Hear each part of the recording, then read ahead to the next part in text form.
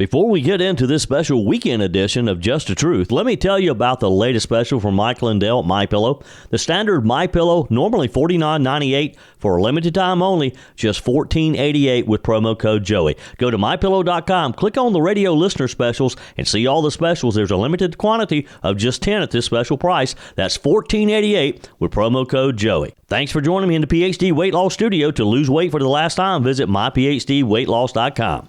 If you happen to find a stray pet in your neighborhood, there's a new simple way to get that pet home faster. The Greenville Humane Society has installed a public roadside microchip scanning station right outside its adoption center at 305 Airport Road in Greenville. It's available 24/7, 365 days out of the year with step-by-step instructions, lost pet resources, and a community bulletin board for events and updates. Beyond the scanner, GHS continues its core work, their spay and neuter program, an affordable vaccine clinic, and so many other services so that families can keep pets healthy without breaking the bank. Joining us now, Rachel Delport, the CEO of the Greenville Humane Society. Rachel, welcome.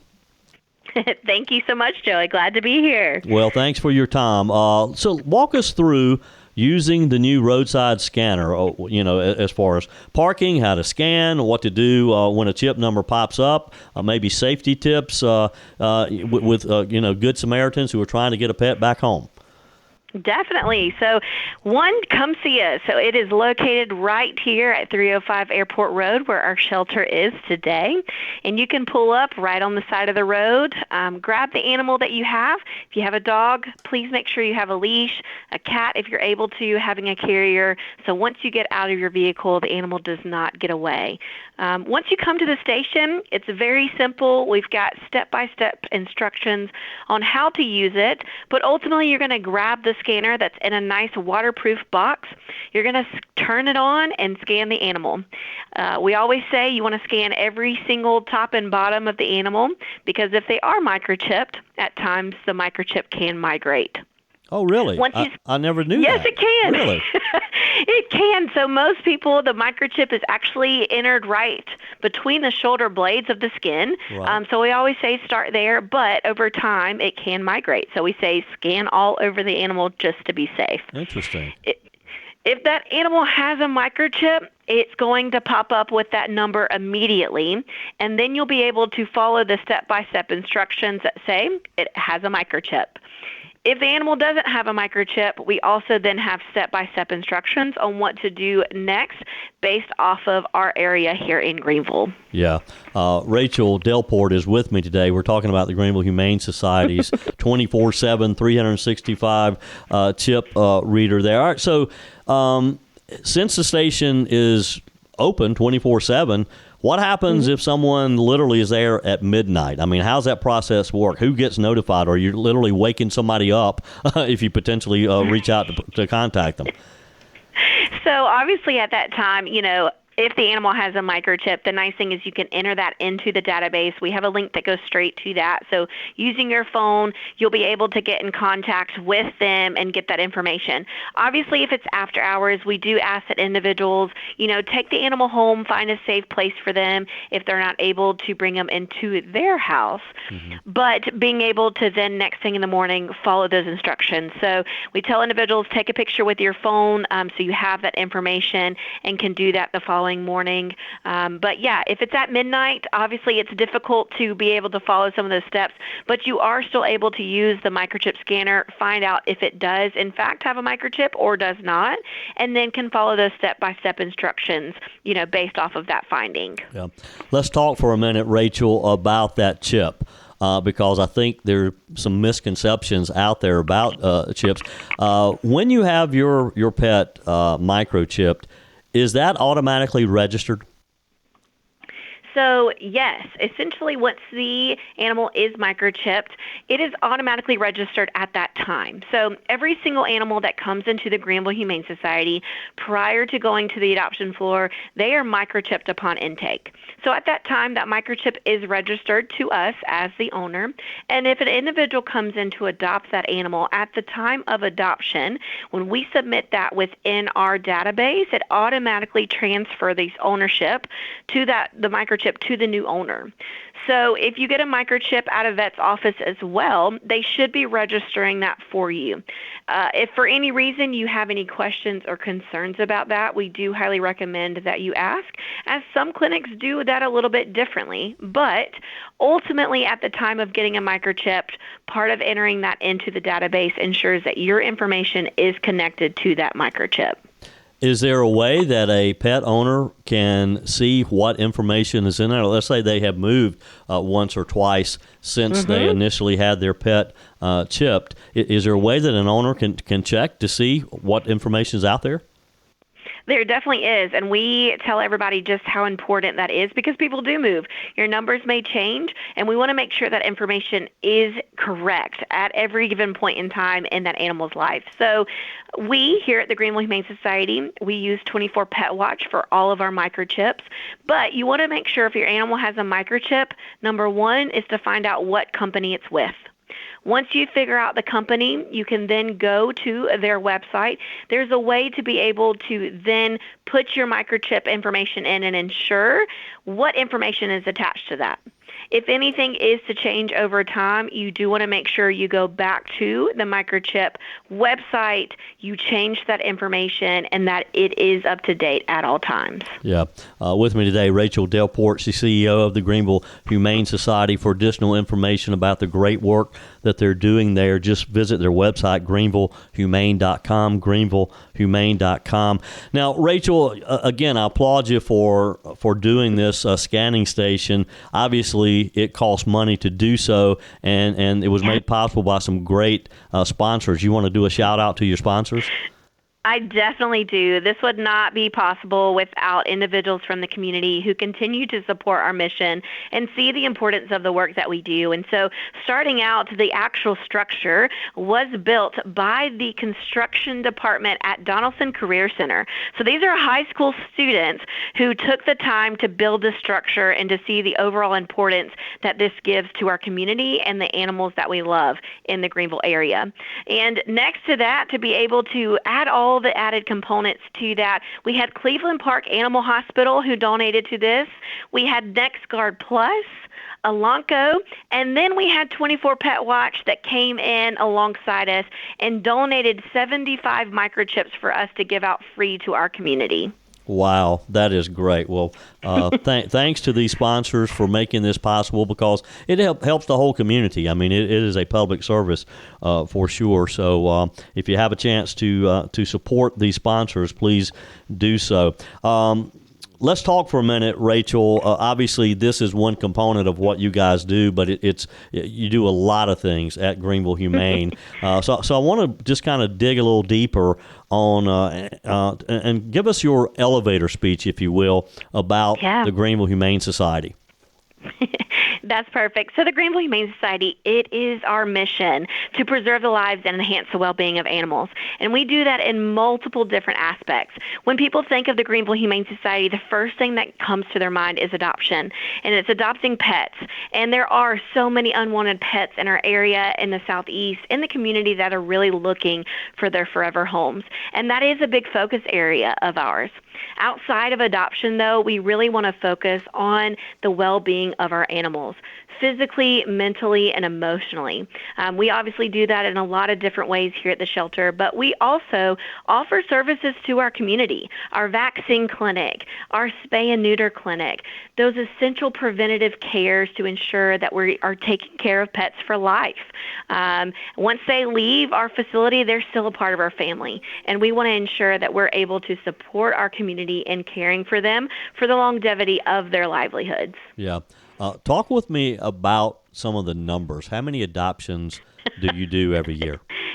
Yeah, so the past few years, we've adopted out consistently about 4,500 animals a year. Wow.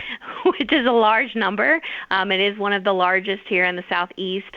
And, aside from that, every single year we're doing about 88,000 vaccines for the community through the animals coming into our care, but animals also here in Greenville that are using our vaccine clinic.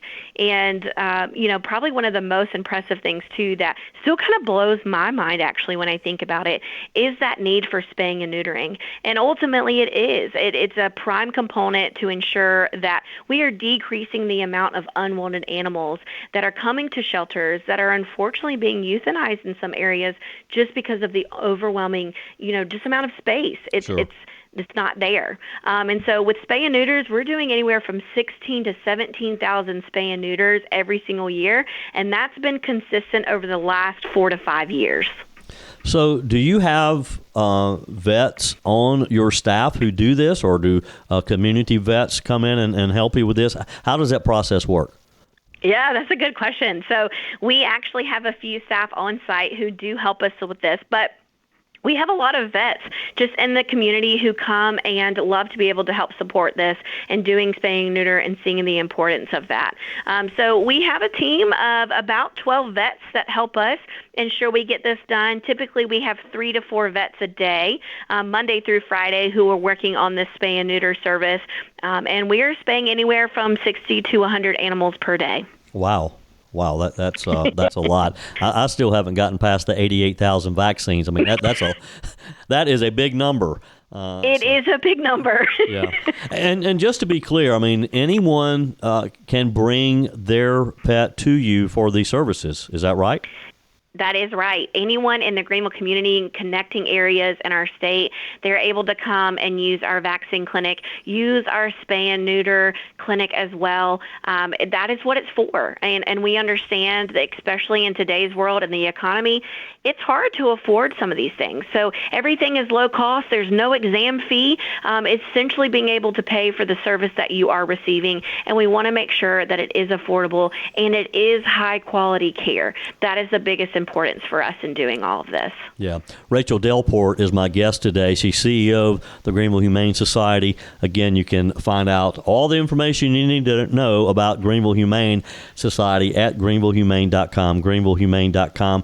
And Rachel, I suspect there's probably a donate button on that site that people can click, right? Oh, definitely. And let me tell you, our mission would not be possible without our community. And so I tell everybody all the time, whether it's $1, whether it's $100, whether it's more than that, you're making such an impact on the work that we do, the animals that we see and care for, and each one of you in our community who have loving pets that you want to take care of for their life. Yeah. Well, that's you have to just really enjoy your job. I mean, I can't think of anything I'd rather do than to help pets all day long. It is, I'm telling you, the most rewarding thing that I feel like I have been able to do in my life. I love what I do. I love the people that I work with, and just being able to change the lives of animals. I honestly couldn't tell you anything better. Yeah. Now, we talked about, obviously, it takes money to operate, but I would imagine that there's probably an opportunity for volunteers as well. Is that a fair assessment? That is very, very much a fair assessment. It takes an army. I tell you, it takes a lot of people, dedicated people, day in and day out, to be able to accomplish what we do on a daily basis. And we love volunteers. We welcome them all to get involved, be a part of making this mission possible. And please know, we have a lot of fun while doing it. Yeah. All right. One final question for you. What would you say your biggest challenge is? Whoa. I think the biggest challenge in today's economy, it comes down to cost. All the things that we do, it is expensive, and we want to make sure that we are also able to ensure that it's affordable for our community. And so it's donors. It's donating to be able to keep those costs low, and for us to be able to function at the high volume and quality that we do every single day. And so, whether it's monetary donations, whether it's volunteering your time, whether it's donating items off of our wish list, taking a dog out for a day, coming and visiting, each person can be a part of making our mission possible. Yeah. So quickly tell me, what's on that wish list? On our wish list, we have so many things you could only imagine. So things that we use on a daily basis. Laundry detergent. We do over 120 loads of laundry a day. Dawn detergent, washing dishes. We can wash anywhere from 300 to 900 dishes per day. Things in your house. So if you have towels you can't use anymore, if you have toys that your dog doesn't like anymore, we can use those. Newspaper. That's what we use to line all of our kennels. Cleaning supplies, paper towels. There's so many things that are on that general wish list, and we have a fun Amazon wish list as well. So if you like shopping on Amazon, just add it to your cart. It ships right to us. So whatever you feel led, and the easiest way to make it, we tried to give as many options as possible, but there's so many items on that donation list that really make our day-to-day work so much easier. Yeah. And again, that website is greenvillehumane.com, greenvillehumane.com. Rachel, been a pleasure having you on with me today. Thank you for what you do in our community. And look, I want to come by and just drop in on you one day and check things out. Hey, I would absolutely love that. And thank you so much for the opportunity and showcasing the work of what we do here in Greenville, South Carolina. Sure thing. It's been a pleasure. Your comments are welcome on the Furman Ford text line, 864-477-JOEY. That's 864-477-5639. Emails always welcome, joey@joeyhudson.com. Rise Prevention is a nonprofit organization with the mission of building a drug-free generation. I got a number I want to share with you. 72%. 72% of teens turn to drugs before high school graduation. That number should bother everyone. On our guest line today, Martine Hello Allen, Executive Director and founder of Rise Prevention, and Scott Mason, Program Director of the Beyond Genesis. Scott, Martine, I want to welcome you to the show. Thank you. Thank you so much. Glad to be here. Let's just start, Martine, and just give us a quick summary of Rise Prevention, the need, and why you started such an organization. So, yes, you had mentioned that statistic of 72% of high schoolers. I mean, that is the reason why we do what we do, because we want to see that number plummet. There's no reason why that many teens are getting into substance use or even experimenting with substances by the time that they're a senior in high school. It's detrimental for them, and it's detrimental for our society. So Rise Prevention exists for the mission of inspiring and equipping youth to rise above the influence of substance use and addiction. Ultimately, just wanting them to live their best lives. I mean, and we love them into greatness. We help them understand what addiction is really about, the science of it, but also we approach it from the heart. We approach it from our conviction that in order to turn this tide, you've got to get to the root of why are these young people self-medicating.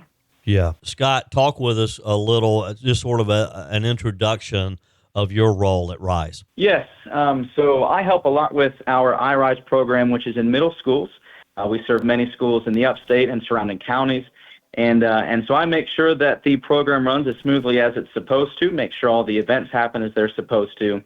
But I don't do just that. I also work, as you mentioned at the top, with the Beyond Genesis 3 program, because we take a lot of the resources and the knowledge of what we do, the science behind it, and we package that in a faith-based program for churches, other faith-based organizations, and other nonprofits. So it's an amazing opportunity to work with youth, both in the public school setting and in the churches. Yeah. Martine, your website has some pretty interesting statistics. 85% of students who participate in the RISE program say it makes them want to live drug-free. What is keeping us from having every kid in the school system complete your program? Joey, if you could find out that answer, I would give you $1 million. I think it's, we also have to understand Rise Prevention is a public health organization. We are not an education organization. Our program is not delivered via a curriculum per se. And so I think that schools sometimes have a lot of pressure on them to fulfill academic requirements and standards from the state. They've got benchmarks that they need to achieve. And I also think it's just sheer knowledge, maybe of the lack of knowledge of our program, and how what we do can also have a very positive impact on those benchmarks that principals and administrations and districts are asked to meet by the state. So I think it's just a matter of getting more of the word out there about what we do and showing them how, yes, we work on addiction and, drug and addiction prevention for youth, but that has a positive correlation, which we see in all kinds of studies, to helping the overall individual, the overall student, by way of academic performance is increased, truancy is decreased, violence is decreased, all of those other factors that are also positively impacted. But I do think it's a matter of priority and it's a matter of awareness. Yep.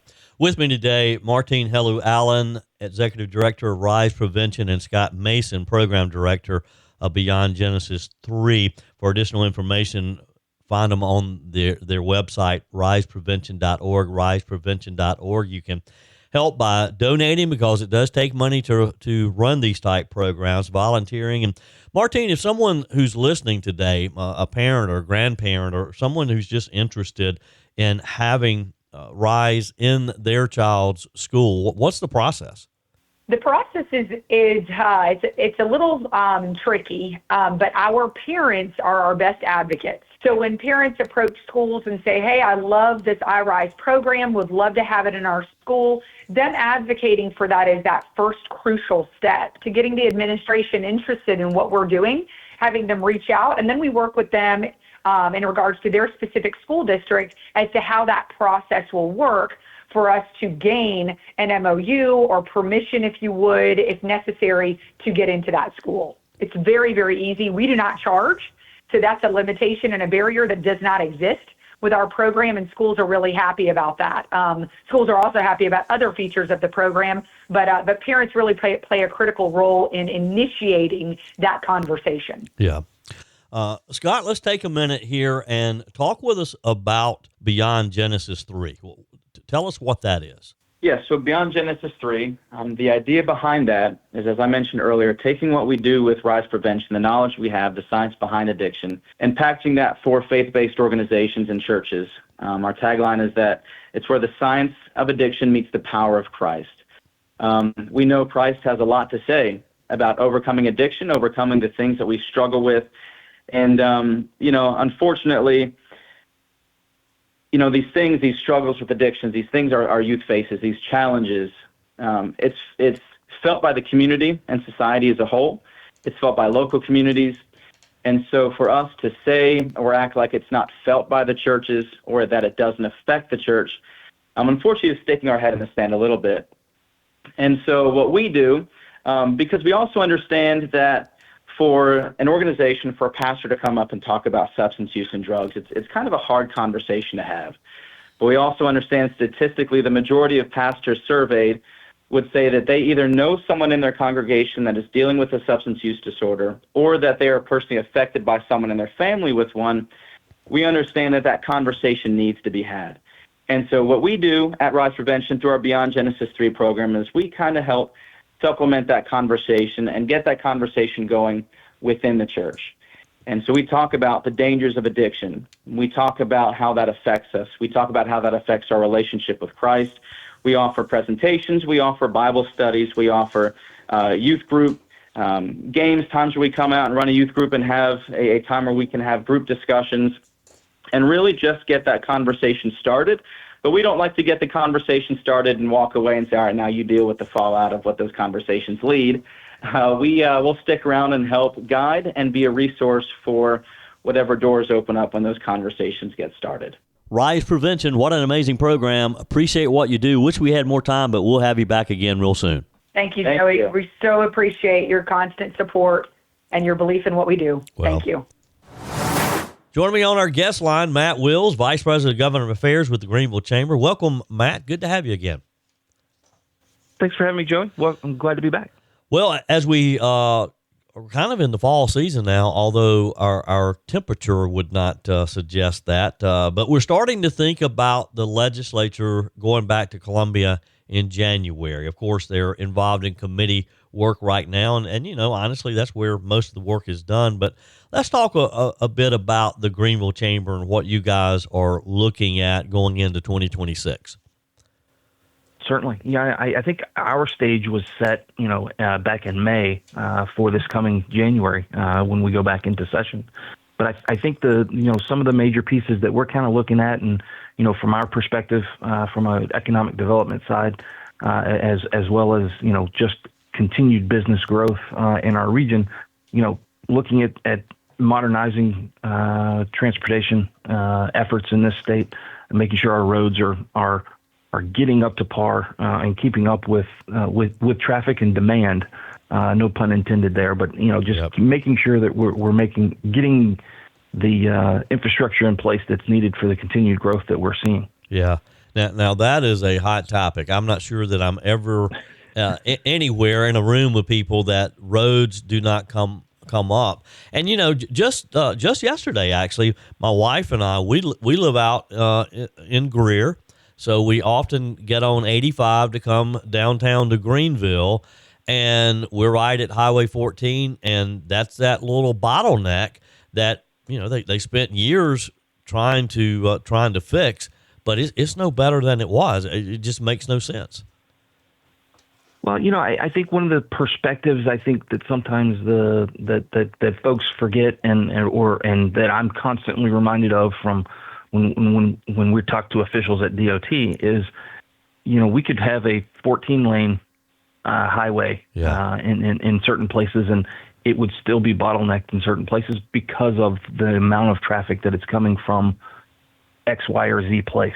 Yeah. And that road between 14 and Pelham, and then 385, man, that's just it's one of those places that prepare to slow down 100% of the time you're on that road. It's one of those places that you really you can't avoid, but you want to no matter what. Yep. But I think one of the things that's fascinating to me about the process that's going on right now is not necessarily the what we see when we see road improvements, when we see the roads or lanes being blocked and work actually being done, roads being milled and then repaved or stuff like that. I think what mostly we're talking about is speeding up the process that's behind the scenes, in procurement, and making sure our RFPs are in place to get these things sped up, and impact studies and stuff like that. Making sure all the I's are dotted and the T's are crossed before they even get on the road, before they put these out for bid for these companies to take care of this stuff. I think that is the biggest piece that we're looking at right now. Yep. That it was going to speed up that process of stuff we actually see on the road. Sure. Exactly. Matt Wills is with me today with the Greenville Chamber. Matt, let's revisit some of the issues that you and I talked about back in the spring during the session. One of the top issues, of course, was tort reform, the liquor liability issue.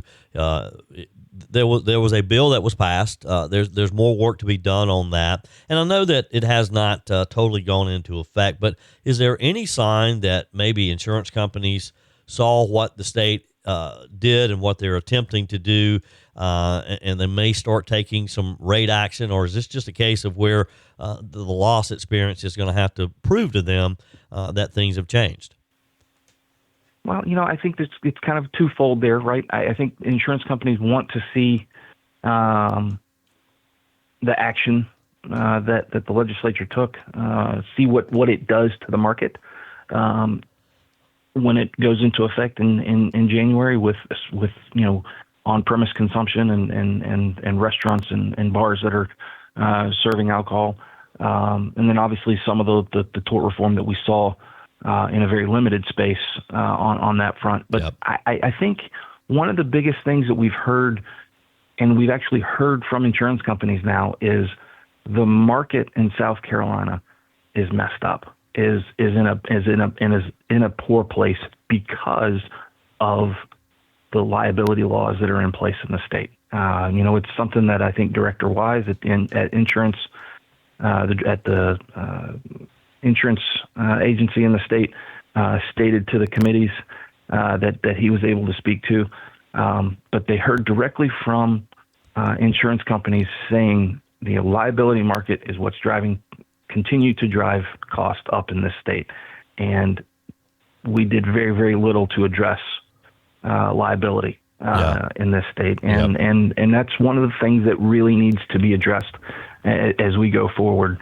And I'm hopeful that is going to be taken seriously and taken up in a meaningful way. Yeah. We are going to fight an uphill battle on the liability front with the trial lawyers. We know that. We should have been prepared last term. We weren't. I don't think we will be caught off guard in that manner again. Yep. This has been a fairly busy time for me. I've been involved in a number of forums. Of course, we're already in the middle of a governor's race for next year. 5 candidates filed to run. One of the big issues that always comes up, and I've moderated a number of forums in the past few weeks, is income tax. And you and I talked about that quite a bit. There's a discussion, we have some legislators who say we're going to totally eliminate it. We're not there yet. Talk about the chamber's position on income tax reduction and where you think we'll head with that. So the chamber's perspective on income tax is that it's too high. It's always been too high, and it needs to be lower. I don't think that's any bit of a shocker to anyone from that perspective.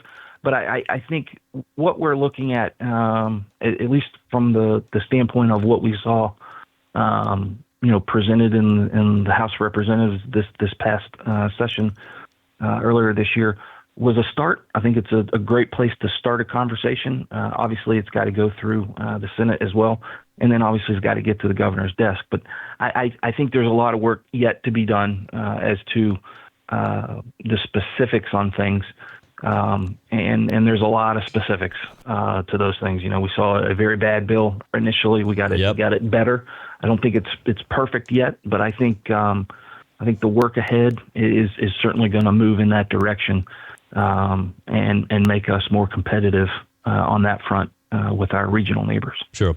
Matt Wills, Vice President of Government Affairs with the Greenville Chamber. Always a pleasure. Appreciate what you do, and we'll check back in with you soon. Certainly look forward to it.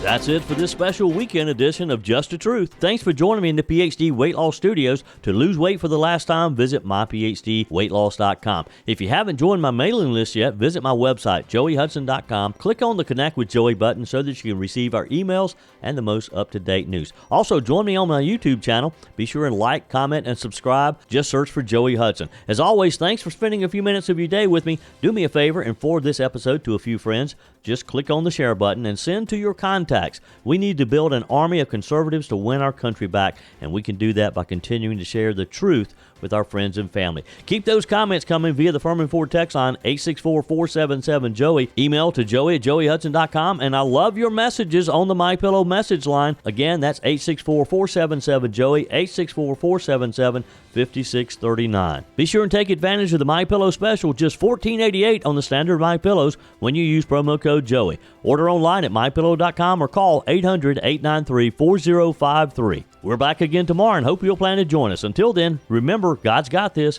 He's still in control.